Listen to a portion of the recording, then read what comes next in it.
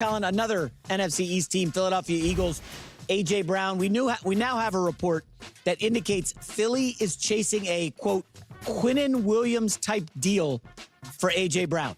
I will remind you what the Jets got for Quinnen Williams.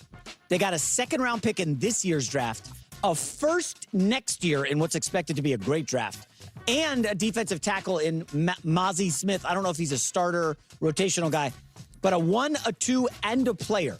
Do you think A.J. Brown gets anything near that? No. I would have said no 2 hours ago, and then the DJ Moore deal. I could say a 1 and a player, and he's not going to be a Pro Bowl player. I'll give you a 1 and like a number 3 corner. Absolutely. I'm not giving you a 1, a 2, and a star defensive tackle. No. He's expensive, and he can be... There's maintenance. Maintenance. That's a nice way to put it. But that's weird because DJ Moore... Again, I don't want to diminish what he's done. Like you said, he's always available. He's great. He's not much of a locker room issue guy. AJ Brown is considerably higher on any list of best receivers in the league than DJ Moore, correct? Yeah. Moore's not a top 10 guy, and that's not to knock him. No, DJ Moore's excellent. He's very, very good. I would say A.J. Brown's a top 5 receiver. DJ Moore is a 1. So, but I like DJ Moore a lot. A.J. Brown is different, but you get some stuff with A.J. Brown. That's okay. He's a very unique body type. Corners don't Christian Gonzalez could line up with him because of his size and strength. The Patriots corner. Most corners just don't match up very well with A.J. Brown's, size and girth and length and power. So DJ Moore is 28, turns 29 next month. A.J. Brown, who is one of the best one-on-one receivers in the league, he's 28, turns 29 in June. So the ages are actually, a few months apart. I'm starting to think A.J. Brown's not going to get moved, Colin. I think the asking price is going to be too high. Howie drives a hard bargain, and you know what? Hey, clean it up. Figure it out, Sirianni. Get your quarterback and your wide receiver to hang out. Get him to go to Dave and Buster's and play some games and bond. Okay. You know what's genuinely amusing? The way Kylan has inadvertently painted himself into a corner with his commentary on A.J. Brown. He's talking about the drama, the distractions, the noise that supposedly follows the receiver around. But let's rewind for a second. Wasn't this supposed to be Nick Sirianni's fault? Wasn't this supposedly Jalen Hurts' fault?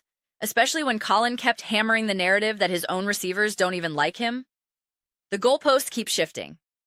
Now, suddenly, it's an A.J. Brown problem. So I'm just asking the question, who is the actual issue here? Who is the root cause of all this alleged turmoil? Travis O'Shea brought up a valid point in the comments, mentioning the financial logistics. The Eagles have a significant asking price, partly due to the dead cap situation associated with A.J. Brown's contract. That's a tangible factor that has to be weighed in any potential trade discussions. When you look at the compensation other wide receivers have commanded recently, obviously the Chiefs made a move, the Rams were involved in trades, and DJ Moore was dealt. You see a pattern. This was my entire argument before, and I always try my best not to recycle content or reheat old takes, but this specific aspect warrants repetition. The Eagles hold all the leverage. For any team that wants A.J. Brown, the question is simple. Do you want him or not? If the answer is yes, you have to meet their price. And the franchises that will realistically pursue him aren't middling teams looking for a modest upgrade. They are legitimate Super Bowl contenders. We're not talking about a situation like the Buffalo Bills trading for Stephon Diggs to help support the growth of their young quarterback. That was a specific scenario aimed at elevation. This is different. This is a team looking at their roster and saying, we are trying to win a Lombardi trophy right now. It was just reported that the New England Patriots are in the market for a star receiver. Obviously, I don't foresee the Eagles making a deal with the Dallas Cowboys, but if you look at a team like that, what are you doing? Are you trying to win a Super Bowl this year or not? Same goes for the Baltimore Ravens. What's your plan to get over the hump?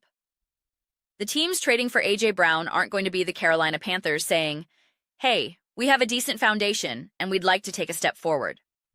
They aren't the Tampa Bay Buccaneers, reacting to the potential loss of Mike Evans by saying, all right, let's make a move for AJ.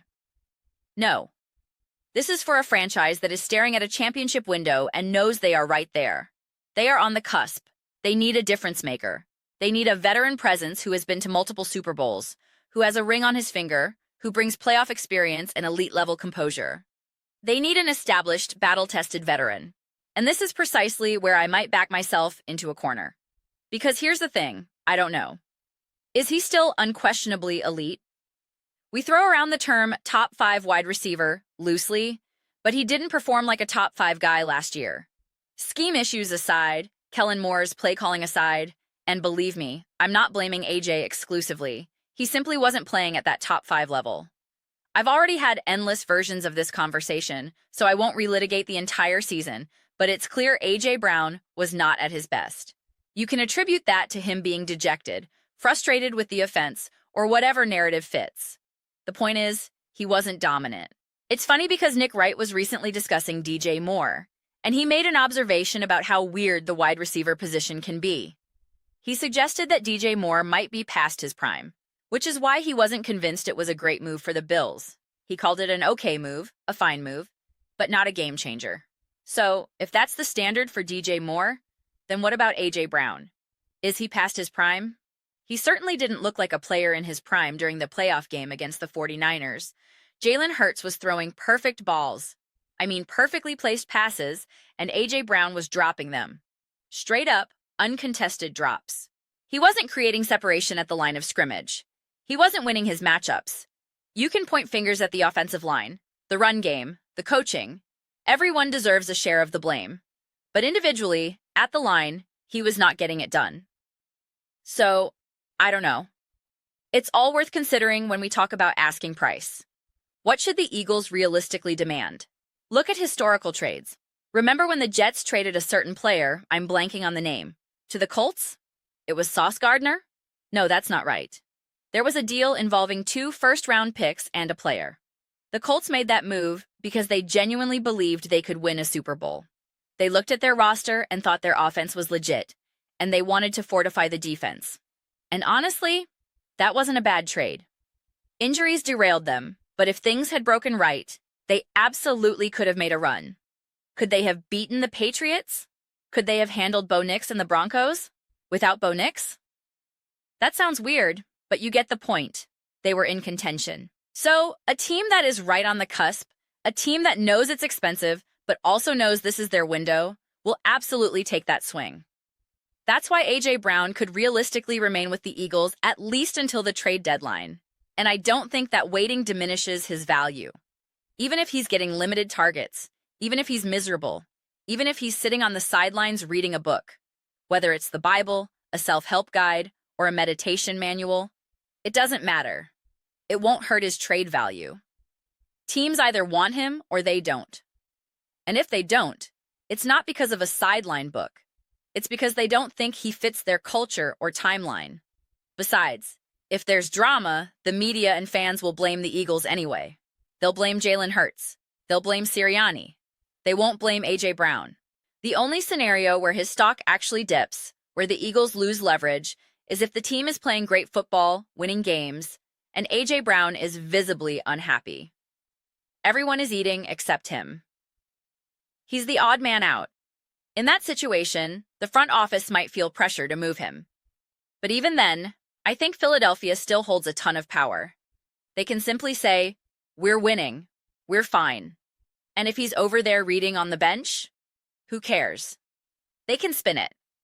He's becoming more spiritually grounded. He's getting in touch with God. We respect his pursuit of peace, love, and prosperity. We're 12-2. Everything is great. Even if the Eagles are terrible, losing games, drafting top 10, they still have leverage. A contending team will call and say, "Don't you want to get rid of him?" And the Eagles can respond, "Yeah, we do, but we're also rebuilding. We're happy to collect picks. Do you want him or not? Are you trying to make a Super Bowl run? Give us a first-round pick right now." That's the dynamic. A team sitting at 12-2, whose WR1 just went down for a month, will overpay. That's how these trades happen year after year. That's why I maintain that regardless of the circumstances, whether the Eagles are amazing or terrible, they have immense bargaining power. Immense. They can put it out there. This is what we want. Show us what you've got. And if we don't like the offer, we're good. We're okay. This doesn't define us. We can move off him later and still get something productive in return. The moment you feel like you need to get rid of a player just for the sake of addition by subtraction, you lose your leverage. That's when teams lowball you. The Eagles are not in that position. They don't have to trade him. They can wait. And as I've laid out, no matter the wins and losses, no matter the vibes on the sideline, the Eagles remain in the driver's seat. That's the power of their situation. Those are just my thoughts, and I genuinely love to hear yours. What do you all think about this truly endless conversation? Last offseason, it was all about the tush push, right? We talked about it every single day. Is it going to get banned?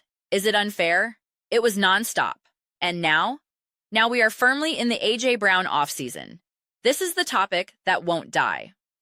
So, let me know your perspective. I read every single comment, whether you agree with me or disagree. Let's get some discussions going. Let's have some debates.